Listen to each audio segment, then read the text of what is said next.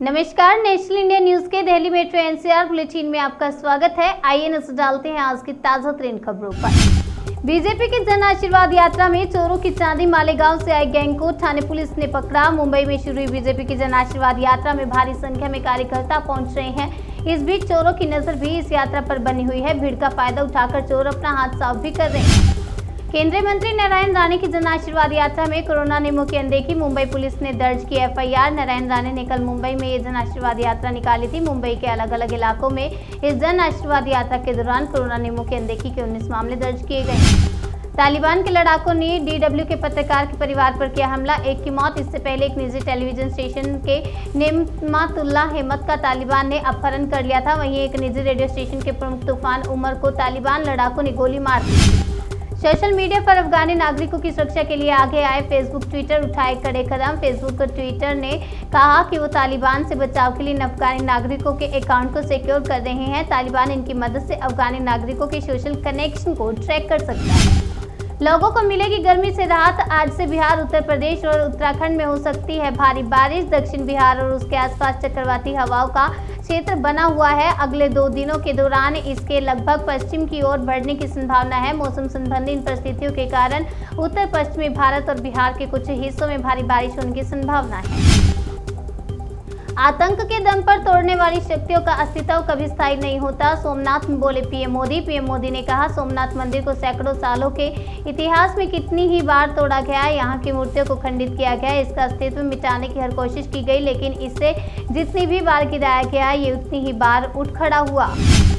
सरकार को अफगानी महिलाओं की टेंशन ज्यादा है। एआईएमआईएम चीफ असदुद्दीन ओवैसी बोले, अपनों की पहले करे चिंता। एआईएमआईएम चीफ ओवैसी ने कहा कि आईएसआई भारत का दुश्मन है। उन्होंने आगे कहा कि आपको याद होगा कि आईएसआई तालिबान को नियंत्रित करता है और इसे कठपुतली की तरह इस्तेमाल करता है।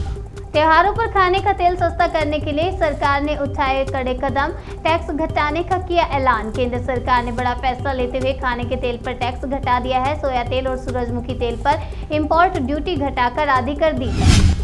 गरीबों के लिए गैस चूल्हे पर खाना बनाना फिर से हुआ सपना। 1 साल में 265 रुपये महंगा हुआ एलपीजी गैस, अब सब्सिडी भी नहीं।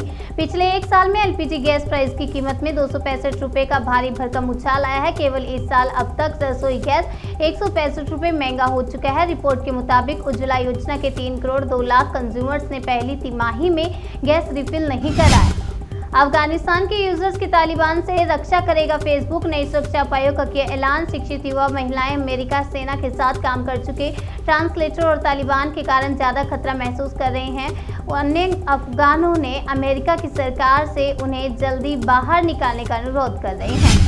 राष्ट्रपति रामनाथ कोविंद ने ओबीसी संशोधन बिल को दी हरी झंडी। अब ओबीसी जातियों की लिस्ट तैयार कर सकेंगे राज्य। इस ओबीसी संशोधन बिल को सभी पक्ष और विपक्ष के नेताओं ने समर्थन दिया था। इस कानून के बनने के बाद अब राज्य खुद ओबीसी सूची तैयार कर सकेंगे।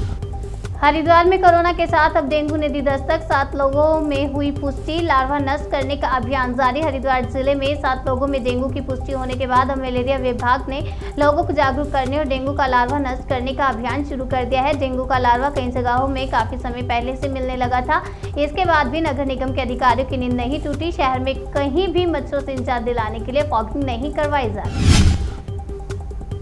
देश में कोरोना के 36,571 नए मामले, 3,63,000 एक्टिव केस। 150 दिनों में सबसे कम। देश में कोरोना के नए मामलों में लगातार गिरावट दर्ज की जा रही है। इस दौरान सक्रिय मामलों में भी कमी आ रही है। फिलहाल दर्ज किए गए एक्टिव केस पिछले 150 दिन में सबसे कम।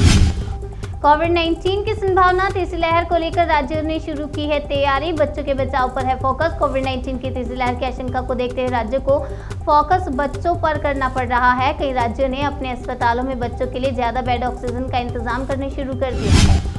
दुशांबे में खड़ा विमान और काबुल में फंसे लोग। काबुल के कोहराम ने बढ़ाई भारत के निकासी मिशन की मुश्किलें। काबुल एयरपोर्ट पर हालात नाजुक बने हुए हैं। ऐसे में अफगानिस्तान में फंसे भारतीयों को निकालने का काम मुश्किल में पड़ रहा है। पंपोर में सुरक्षा बलों के साथ मुठभेड़ में 2 आतंकी ढेर, गोला बारूद समेत कई चीजें बरामद। पंपोर इलाके में हुई मुठभेड़ में सुरक्षा बलों ने 2 आतंकियों को मार गिराया है। सुरक्षा बलों ने मुठभेड़ स्थल से हथियार और गोला बारूद समेत कई आपत्तिजनक सामग्री भी बरामद की है। रक्षाबंधन से यूपी हो जाएगा पूरी तरह अनलॉक। सीएम योगी ने रविवार को बंदी भी खत्म करने के आदेश दिए हैं। उत्तर प्रदेश में रक्षाबंधन के दिन से रविवार की बंदी भी खत्म हो जाएगी। मुख्यमंत्री योगी आदित्यनाथ ने इस संबंध में आदेश दे दिए हैं। अगली खबर ऑस्ट्रेलिया से है। ऑस्ट्रेलिया की अगर बात करें तो डेल्टा वेरिएंट ना फैले, इसके लिए सिडनी में सितंबर तक लॉकडाउन जारी रहेगा। ऑस्ट्रेलिया के प्रमुख शहर सिडनी में लॉकडाउन को सितंबर तक के लिए बढ़ा दिया गया है। डेल्टा वेरिएंट के प्रसार को रोकने के लिए सरकार की ओर से फैसला लिया गया है। दिल्ली में ट्रेंड से बुलेटिन में बस इतना ही। बाकी की तमाम खबरों के लिए बने रहिए हमारे साथ और देखते रहिए नेशनल इंडिया न्यूज।